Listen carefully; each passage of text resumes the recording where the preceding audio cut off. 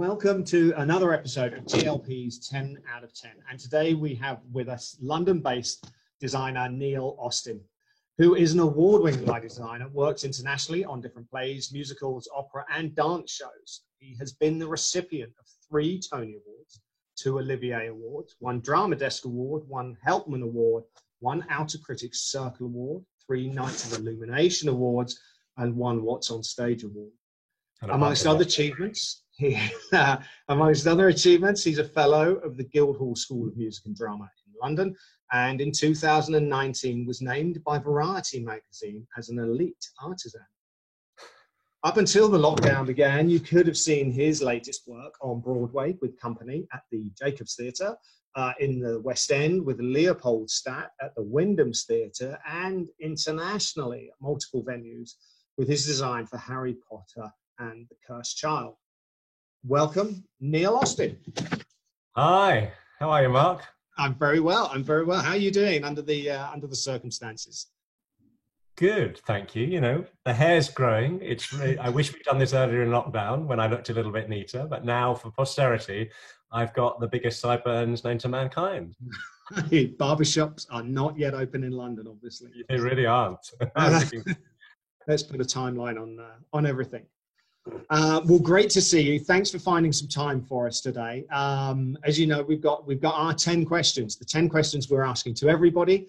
And yeah, it's always interesting to see the answers come up. So maybe let's dive in with the first one, which is, what was your first show as a designer? Oh, God, you see, I should have prepared, shouldn't I? I should have looked at these questions. I was employed for a very short time, the only time I've ever been a full-time employee. I was the deputy electrician and resident lighting designer at the Redgrave Theatre in Farnham, which was one of the sort of old rep theatres in Britain. And I got employed there, did a couple of shows there, the first of which was Mrs. Warren's Profession. And so that was the show. But within 2 weeks of arriving, I got called into the artistic director's office, and I thought, oh God, what have I done? And he said, I've just heard from the Arts Council that we've lost all of our funding and we're closing in 3.5 months. So that was it. That was the beginning of my not glittering career was, you know, sort of stalled before it had even started. So. Wow. What a unfortunate set of circumstances. It sounds very much like what we're going through at the moment with everything drying up all of a sudden. Yeah, it was funny. It felt like that at the time. It felt like, you know, I'd just left college and I was at the Guildhall, where I'm now a fellow as well, and done a very general backstage introduction course, essentially a 2-year diploma, not a degree. 2-year diploma straight out of school, which gave me a grounding in all areas of backstage. And then I'd left that, and always known when I went in and when I left that I wanted to be a lighting designer, but, you know, trying to find out how to get those jobs was really hard. And so a couple of years in, you know, having done everything else, having been a set builder and a sound designer and a fly person in the West End, and, you know, done all these other jobs to keep myself living. At last, I get this job at the Redgrave, and I'm like, yes, now I'm on the right track. Now, this is it. Resident lighter. Oh, no, I'm redundant again. Bugger. Back we go again. One step forward, 2 steps backwards. Yep. Over the years, obviously you've now done a massive number of productions internationally, and obviously a massive different number of venues as well. You've got a lot of experience. Is there one kind of style? I'm old. Oh, sorry. No, you started young. Is there one kind of Spinal Tap moment? Is there one of those embarrassing situations that you're happy to tell us about? And you can change names if you want to. But one of those things where it was just like everything was looking so perfect and then it just went wrong for the stupidest of reasons. I can't think of one of those during a production. That might be that I've wiped it out of my memory. But I can remember one I use it as an example to students about why you should do your preparation. And it was, I've been employed to do a show called Insignificance, a Terry Johnson play, lovely play up at Sheffield, which is a lovely regional producing theatre in Britain.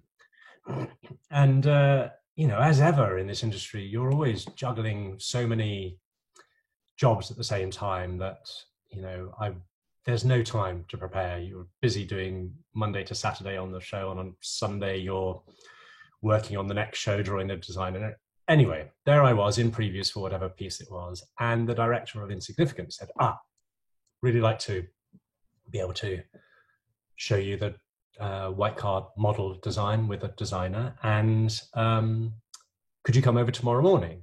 And I thought, well, I've got to be in the theatre at 10 to carry on the preview work, but yeah, okay, fine. So I finished that night's work at, you know, 10, 11 p.m, whatever it was, go home and think, God, I can't read it now. Okay, I'll set my alarm early. So I set my alarm early and I snooze it.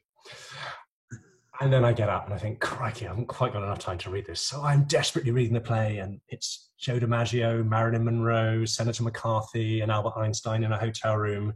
Okay, still in a hotel room, the next scene. Okay, still in a hotel room. Yeah. Still. Fine, got it. And I skimmed it. And then I arrive at the meeting. And all's fine, because there it is. It's a hotel room in a slightly strange, rather beautiful sort of outer environment. So sort of a room placed within this much bigger environment around it. But you think, gorgeous, wonderful. Yeah, I know what I'm going to do with this. Yeah, it's all about that. And no, they're talking. And then they suddenly turn to me and they said, so what are you thinking for the neutron bomb?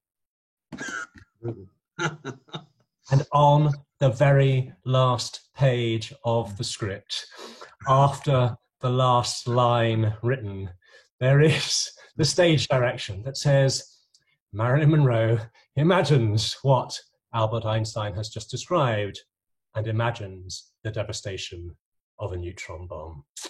Yeah, I hadn't read that bit. Whoops.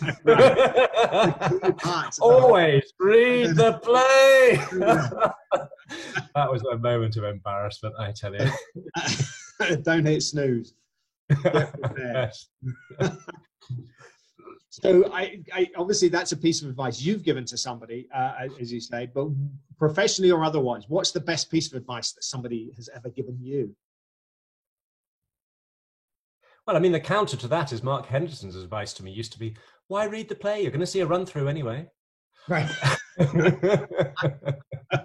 I mean, that was back in the day when you were more likely to be using only the equipment within house and only the color within house. But he was being flippant, but it always stayed with me. But yeah, so I can blame him for my version. There we go. Right. Okay. It's pass that one off. Obviously, over a very storied career so far, I'll say so far, of course. Professionally, what's your proudest achievement?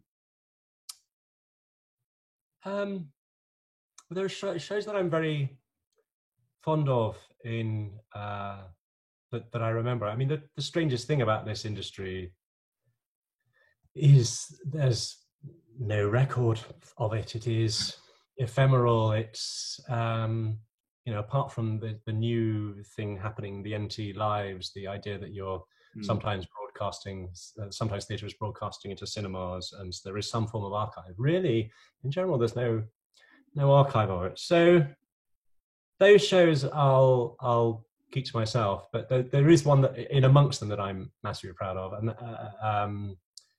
and that is Harry Potter, for many reasons. Harry Potter and the Cursed Child. Because so many people can see it, because I hope post-lockdown it's still going to be everywhere and still going to be opening up everywhere.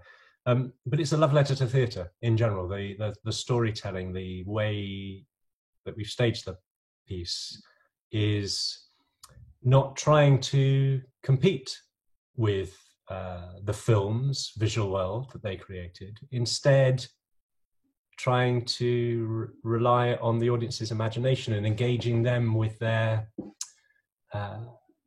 engaging their imagination as to fill in the blanks, and to realize how effective live theatre can be. You got to remember, I mean, this is one of the great achievements. One of the things I think we're all proudest about with Potter is that the statistic from, I think, year one in London, and I'm afraid I'm not more up to date than that, but was that 65% of the audience that came in year one had not been to the theatre before. I think we should probably look at that statistic and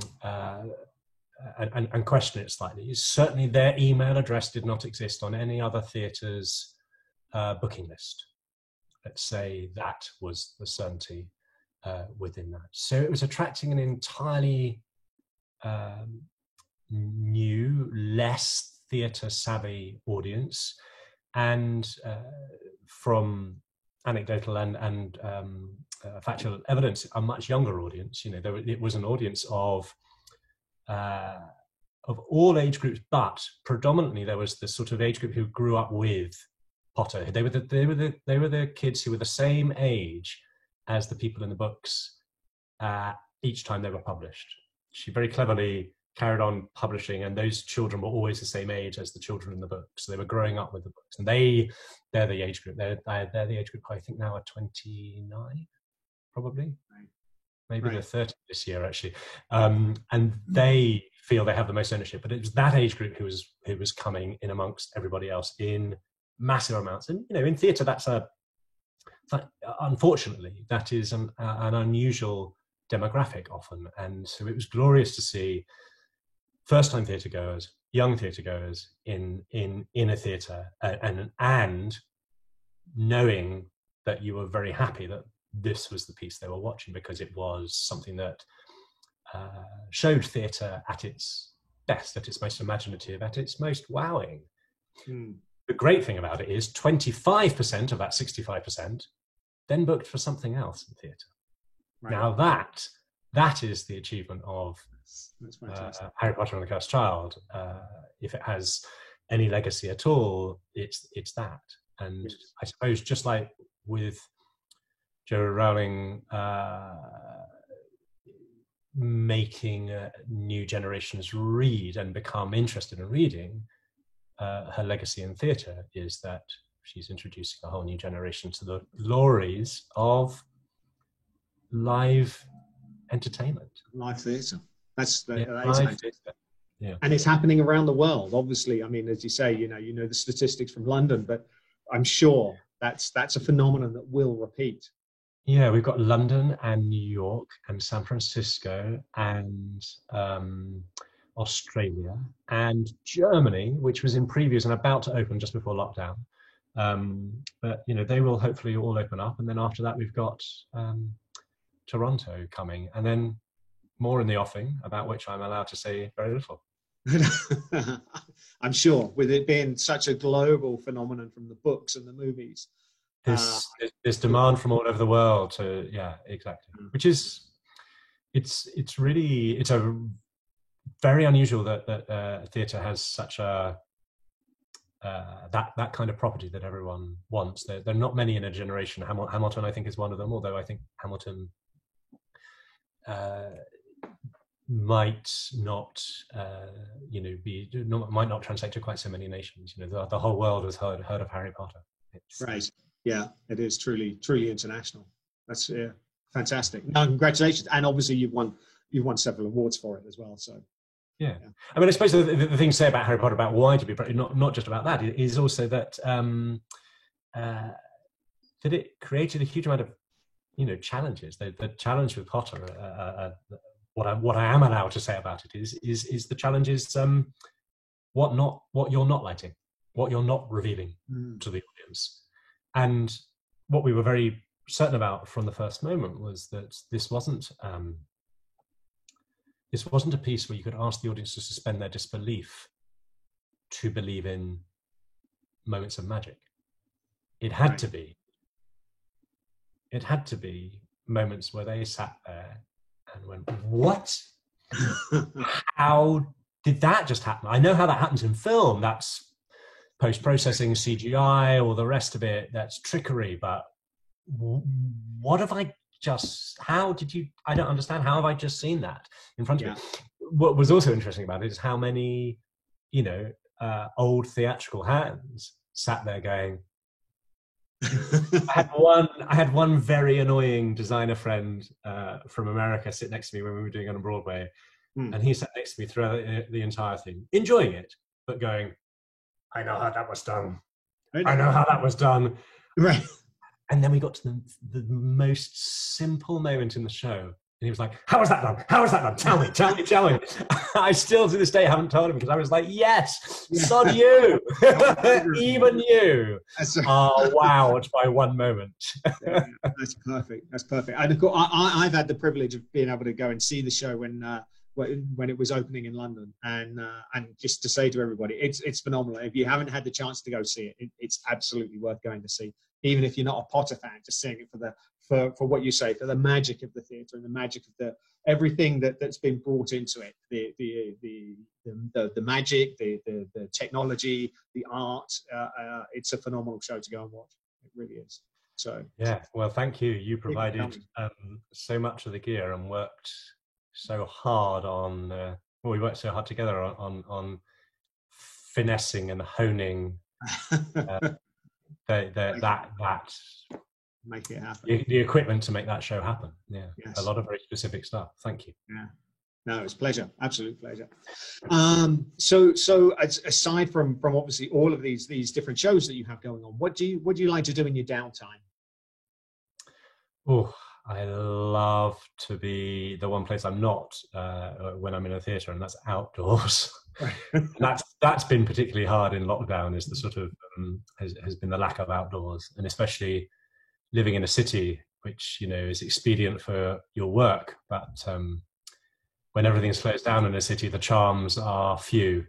So I love cycling and canoeing and hiking. Those are, getting outside and getting some vitamin D. I don't get enough the rest of the time. I'm in darkened rooms my entire life. That's true. Yeah. No windows in sight. Yeah. Excellent. That's great.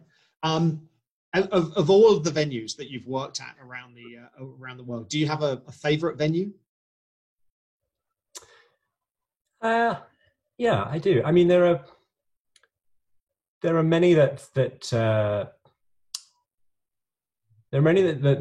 spring to mind and have their own advantages at certain scales. But I think there are two in particular that I love, and they're both very similar in scale. They're both in London. One is the Donmar Warehouse, and the other is the Almeida Theatre, or Almeida Theatre. I never know how to say it. And I've been working there for years. And they're both, I suppose, in an American sense, they're sort of like, off.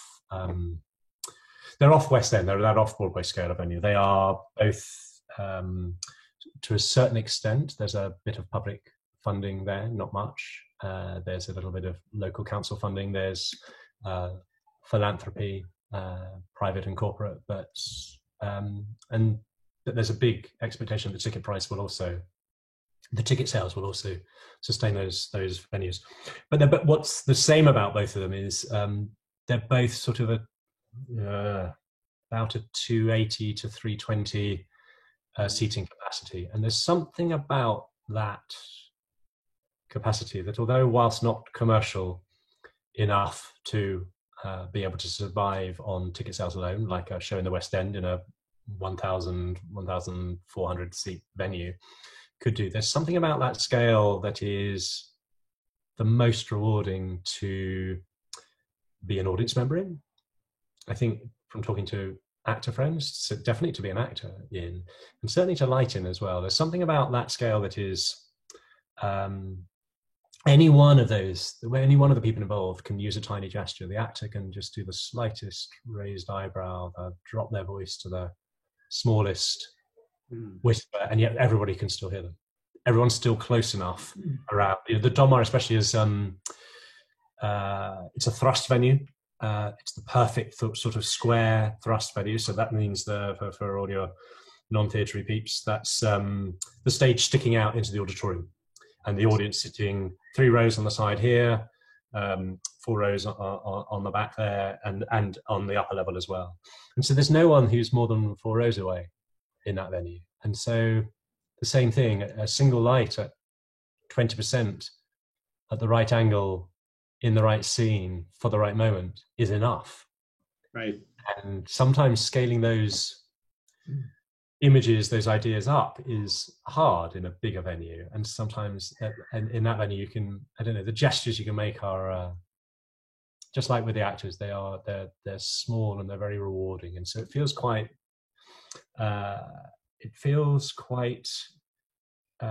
freeing. You can do anything. You can do the big scale images within it, and you can do the tiny gestures, and everything works. So, yeah, those two, the Almeida and the Donmar. Right. And they're both very close to my heart, because I worked at both of them as a casual electrician, as well as worked up, and now of course years and years later doing lots of designs at both of them. They're both super. Love them. Fantastic. That's great. And obviously both been around for a long time with a lot of history, and hopefully still many years to come for them as well. Yeah, I mean, they've still got the same. I was just nominating the two electricians, or the two technicians rather, at the Almeida for the ABTT Technician of the Year award. They've been there for 20 years, 20 and 22 years between them. And they're brilliant. It's small venue. That's the other reason those venues work so well, is they're tiny enough and family. It feels like a family enough that everybody has a voice. They feel very inclusive. So everybody knows everyone else. Everyone contributes to the production, and everyone gets a say in it. That's very, very important. Right. At a larger scale, you can end up very much focusing just on your discipline or your section, and not having a much wider global view. That's the glory. The glory of theatre is it's not like film. It's not, 800 people in the credits and no one having an overview. In theatre, the glory is that it's a lot smaller amount of people involved, and anyone can make that critical suggestion or change that transforms the production. It can be really, really, really rewarding. Yes. Yeah, that's true. Very, very different process. Yeah. Different skill, different art level, different everything. So, obviously, we're still in the middle of the lockdown. During the lockdown, obviously, a lot of people turn to music and having a chance to chill out. Is there a particular record or a particular artist that you would, you absolutely love listening to, and it's your go-to piece for things like this? I'm bad. As all my sound designer friends tell me, I'm deeply uneducated in music. They always take the piss out of me. Right. My assistant in oh my god, my neighbour's being so noisy. I don't know if you can hear it. She's screaming. Their children are screaming. Sorry if you can hear that. It's not. It's not. It sounds like someone being murdered, but it's not someone being murdered. My assistant on the last job I did just now was talking about. What was he talking about? I'd never heard of it. He was talking about Boots and Cats. Is that right? Yeah. Anyway. I think you met Niall. Right. Yeah. I'd never heard of this, and was a bit quizzical about it, and then asked him to explain exactly what that was, and he explained to me that was about the beat. Anyway, 2 days later, I'd completely forgotten what it was, and I was like, what was that thing we were talking about, like Dogs and Cats music or something like that?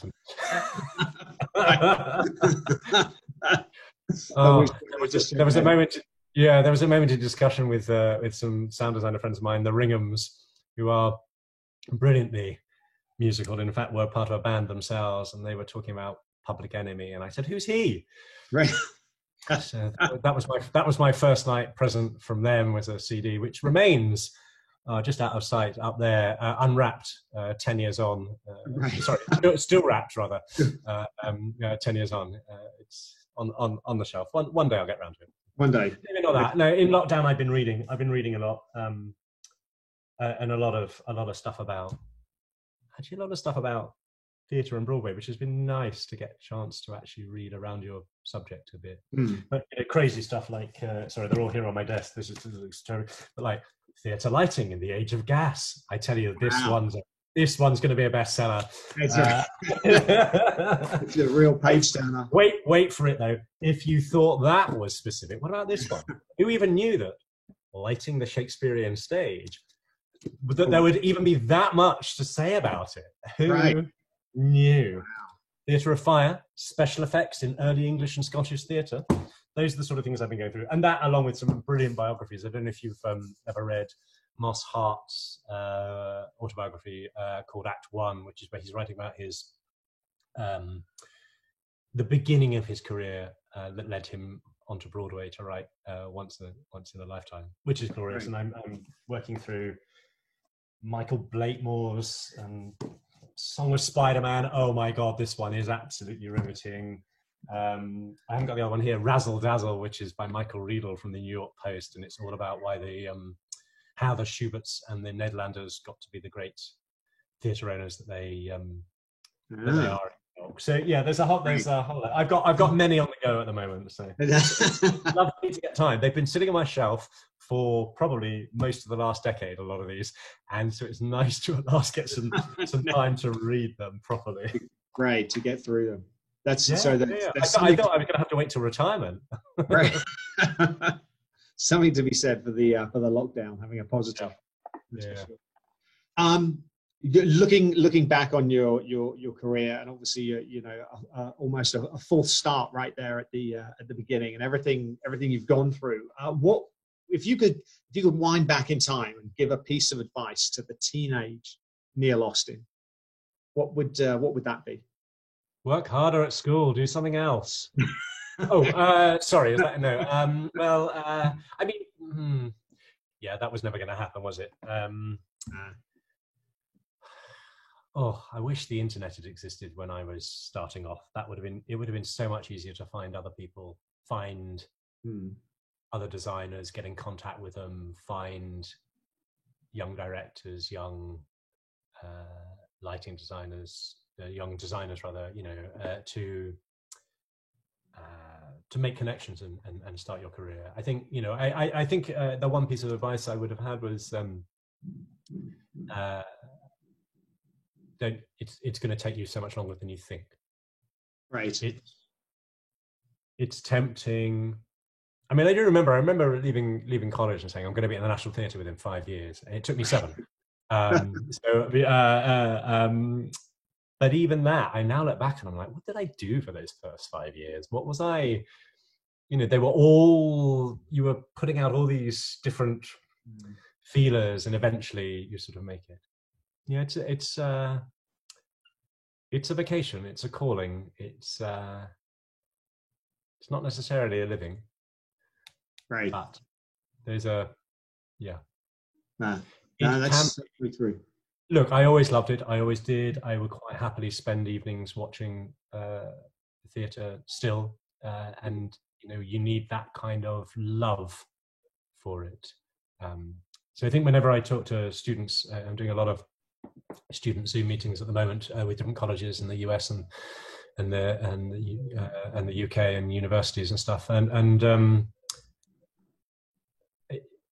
it's interesting how often you talk to people who want to be designers, and you try to find out how frequently they go to the theatre, how recently they went to the theatre, what have they seen that inspired them, what are their influences, and you realize with many people that they are not that interested in the art form, and they may be more interested in the technical aspects of it. And you can't help but think that might be a problem down the line, because if you're not willing to go to college all day and now spend your evening going to see as many theatre pieces as possible and research what's going on at all different scales, from the pub theatre to all the way up to the opera house, you're not willing to spend your time doing that now, I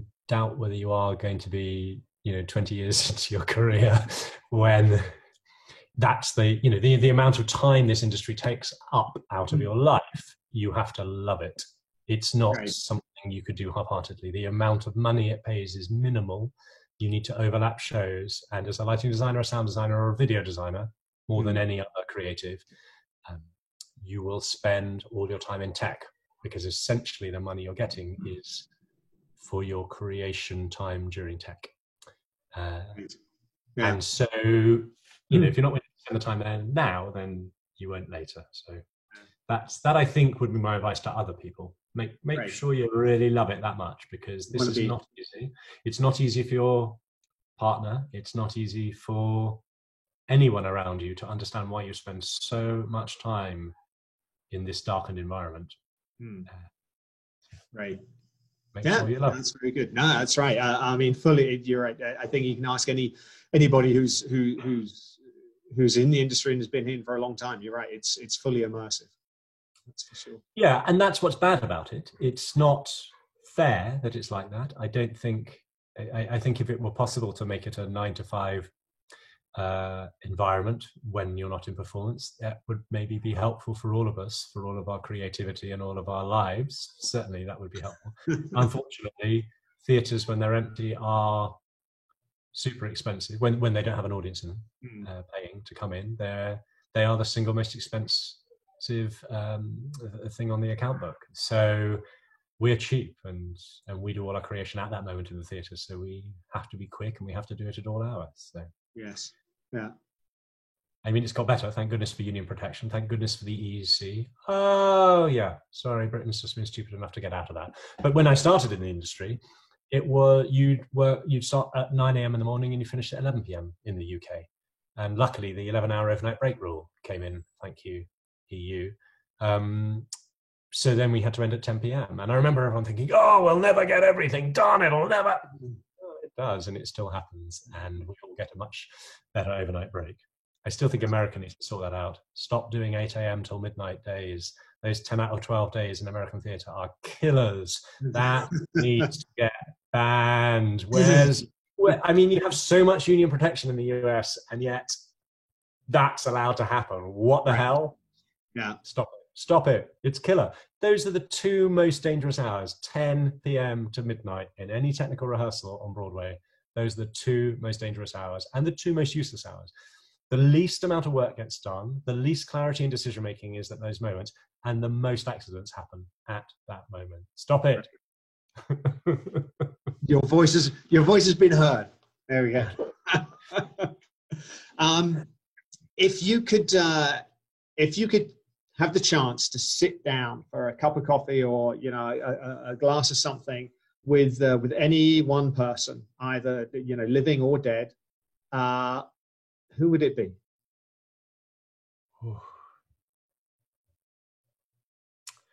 God, that's a difficult one. There are so many, aren't there?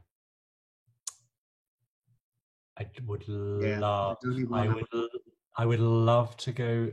I would love to go back. If I had a time turner, Harry Potter, get me. If I had a time turner, I would go back in time and witness Shakespeare and that creative process of putting on the shows at the Curtain or the Globe or the theatre, any of their venues. That would be amazing. Just to understand how those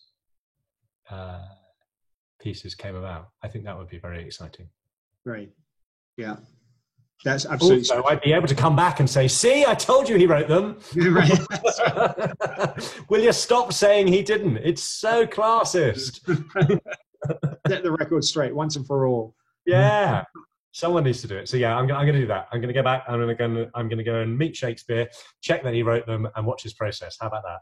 And that's a great answer. Nobody's given that answer yet. That's absolutely special. And a key pivoting point, a career in the history of theatre. So yeah. Yeah. And also, wouldn't it be interesting to go back and see how he dealt with the periods of lockdown in his life? He dealt with three different periods of plague where the theatres closed down. Yes. Before before we closed them down for 18 years afterwards for political reasons, but actually for plague periods like we are now. It'd be really interesting to see. I'd love to understand, at this moment, I'd love to understand how the audience felt when the theatres reopened. Did they come back immediately? Yeah. We're all intrigued. There are many different, I was reading through a whole section of, the trouble is there's too much time to read, isn't there, or not there? I was reading through a whole section of different studies about different industries looking at whether or not they felt, were people going to come back to the concert industry? Were they going to come back to events they'd already booked for? Were they going to come back to theme parks, theatres, blah, blah, blah, and the only thing I could figure out after I read all 8 articles was that there was no consensus, because some were telling you that 85% of the people were absolutely keen to come back. The other was telling you that, 25% what at most was all you could expect, and all the rest of it. So yeah, wouldn't it be interesting to go back in time and just see how people dealt with it then? Did they do physical separation when they were let back into the auditorium? You can't imagine the pit. You can't imagine the pit in the Globe with physical separation. That was even possible. That's true. That's true. That's true. Okay. Well, we made it to our final question. Wow. This is a slightly light-hearted one. So the phone rings, and it's the British Olympic Association, and they're calling you up to let you know that Neil, you've been accepted, and you're going to be competing in the Olympics. Now, it could be the Summer Games or it could be the Winter Games. What's the sport that they're going to be calling you up for? It's cycling or canoeing. It's definitely nothing Winter Games. I still, to this day, haven't been skiing or snowboarding. It's just, there's just not time in my life to even try those things out, which is a real shame. And I'm at this age, your knees probably wouldn't put up with it. I think it would be canoeing. It's not that I'm good at it, but it's the thing that I would love to be able to do extraordinarily well. Yeah, I think yeah, cycling is fun, but canoeing, watching them do whitewater canoeing is kind of amazing. So. It is pretty special to watch. That's for sure. And also, what a great skill getting that down. No, I love it. No, great. Let's do that. Whitewater kayaking. Whitewater kayaking. All right, then. There we go. Brilliant. Fantastic. Neil, that's fantastic. Thank you so much for joining us. Obviously, thank you. At the moment. And yeah, it's really appreciated that you could carve out a little bit of time for us. Thank you. So much time. You could have asked so many more questions. We'll find another 10 for the next episode. Yeah, next week. Can we do this once a week, please? That'd be great. Turn it regular. Of course, we look forward to catching up in person again soon. In the meantime, Neil Austin, thank you very much. Thank you, Mark. Thank you, GLP, for all your help and support.